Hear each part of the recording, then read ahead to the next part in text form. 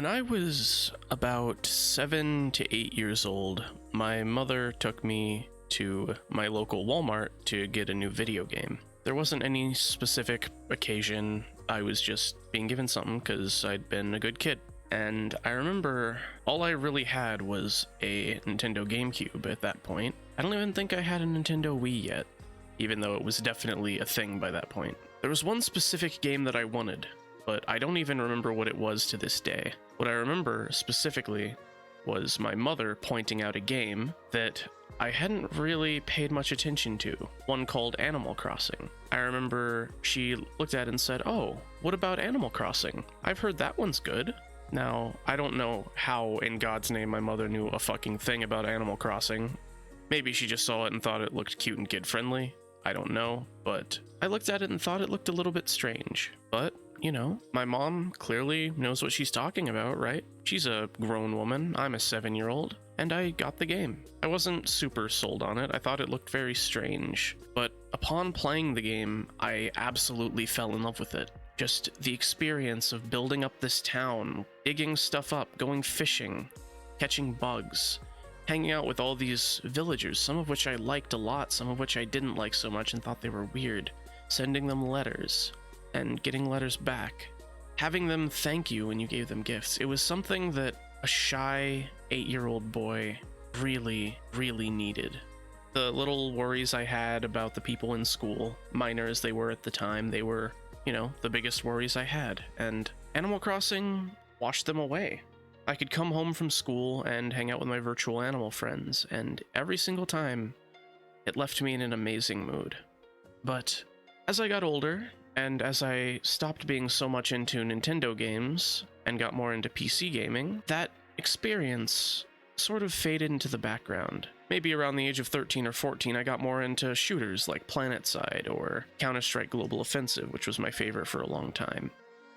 And in those games, you're shooting people, killing people, listening to 30-year-old men scream at you because your voice is kind of high-pitched. And there's nothing wrong with games like this. I still love them to this day. I mean, I've put nearly 1,000 hours into Dead by Daylight in the 6 months since I picked it up. Rainbow Six Siege I still love, and the Dark Souls franchise I've never stopped actively playing since I picked up the first game. And I see the game's name was Kind Words, in brackets, lo-fi chill beats to write to. And I read the little blurb on the side of the page. A game about writing nice letters to real people. Write and receive encouraging letters in a cozy room. Trade stickers and listen to chill music. We're all in this together. Sometimes all you need are a few kind words. And something about that resonated with me. My mind didn't immediately draw the connection to playing Animal Crossing and having conversations with my villager friends, but I decided on a whim, it's $5, why not? And I pick it up. I stream the little experience that it is on Twitch. I remember as soon as I booted it up, I click through the different room variations the game gives you, and I see a little paper airplane flying across the screen, and I go click on it, and just a little message pops up saying, "I hope you're having a great day, no matter where you are." And something about that just brought this stupid smile to my face. Having this anonymous stranger just sending a message of kindness, it feels very different when it's being funneled through something that every person who got this game had to pay for, something that everyone had to go out of their way to do, to pick up, to load on their computer, and then write something, rather than, say, scrolling through Twitter or Reddit and then taking 3 seconds to post something. These are people who are venting their problems and receiving kind words back. People who bought this game just to say nice things to strangers they'll never meet. The game has a no personal information policy, so none of these people are ever going to know who I am, and I'm never going to know who they are. And I thought back,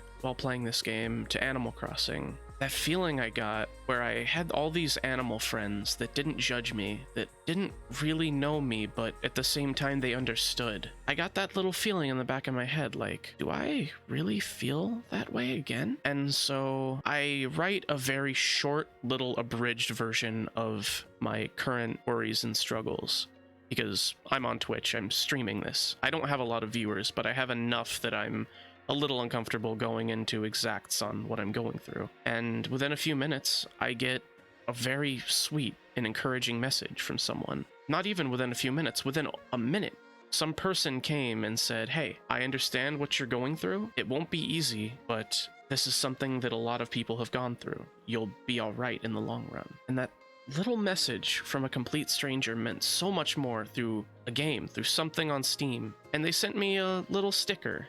Something about that game felt special. I felt like, on some level, I was able to return to that feeling of everything being okay. And with everything that's been going on in the world right now, I think a lot of people could use that. Even if you're not the kind of person who had my exact life experience, even if you still can sink 500 hours into Animal Crossing without getting bored, and you don't even play PvP games like I do, I think Kind Words is an experience that just about anyone can enjoy and have a really good time with. If you're going through something in your life right now, maybe pick the game up and give it a shot. And make sure that when you see that little paper airplane floating through the air, you click on it, and whatever it says, maybe think about throwing an airplane back. And remember that in the end, it's probably all gonna be okay.